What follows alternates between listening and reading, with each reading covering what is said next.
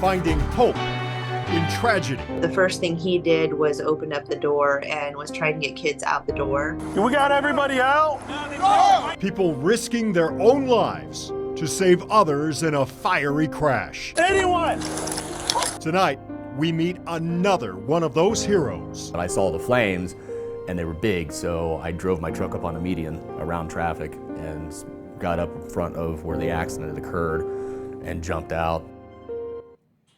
More than 2 weeks after the deadly bus crash involving Tusky Valley High School students, a hero who jumped at the chance to help that tragic morning is sharing his emotional story. His name is Jason Peterson. He's a veteran.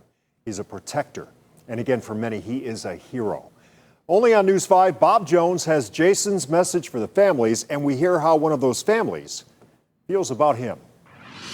Jason Peterson felt a calling to serve our country, spent 4 years in the Navy, worked on a submarine, even had underwater firefighting training. Fight for something other people aren't willing to, I guess. You know, be the protector when others don't want to be. And that protective nature kicked in November 14th. On his way to work, Jason witnessed the aftermath of a chain reaction crash on I-70, smoke and flames shooting out of the bus, carrying Tusky Valley High School band students. The bus was on fire, multiple explosions. Jason pulled over and ran towards the burning bus. He found the bus driver, Don Wagler, his leg broken in 4 places just outside the bus. He really wasn't boisterous. He just appeared to be in shock. And he kept closing his eyes, and I said, you need to stay awake, stay awake. Fearing the fire would only spread, Jason and a Gahanna police officer then carried Don about 50 yards away to safety, possibly saving Don from even more serious injuries. With the explosions in the bus and the way things were going, I mean, I was just afraid the entire bus was going to go up. Jason then rushed over to an injured Tusky Valley teen, giving him CPR, but tragically the boy passed away.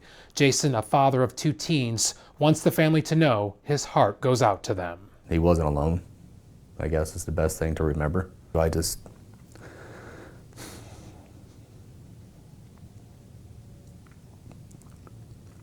wish I could have done more.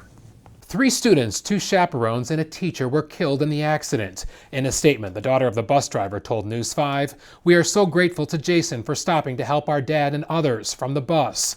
God definitely had him at the right place that morning, and we are forever thankful." Well, you may not feel like this, but you are a hero. No. Don't feel that way? No. No. I'd do it again. I wouldn't even hesitate. Jason says counseling is now helping him cope with everything he faced on that highway. But the biggest thing is the mental images of things. A man who served our country and stepped up again in the face of danger, felt like he had to act, and so he did. I can say it 100 more times. Just think about if it was your family. Just don't drive by, try. Jason says he'll continue to see a counselor to help him deal with the trauma from that day. But right now, his thoughts are with all the families impacted by the tragedy. He says he hopes all of them find peace. In Columbus, Bob Jones, News 5.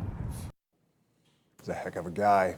We do have some good news tonight. That injured bus driver, Don Wagler, was transferred today from a Columbus hospital to an Akron rehab facility. Don's daughter says he's had 5 surgeries so far, and there are more to come. We're also learning new information about the safety records of the trucking company and the driver investigators say started that crash. Midstate Systems was fined more than $4,000 by the state in the last 4 years for things like improper labeling of hazardous materials and brake issues. The driver was also found to have violated rules last year about how long a driver can be on duty. It's not yet clear if there were any safety violations at the time of the crash. The Federal Motor Carrier Safety Administration gives Midstate Systems a satisfactory safety rating.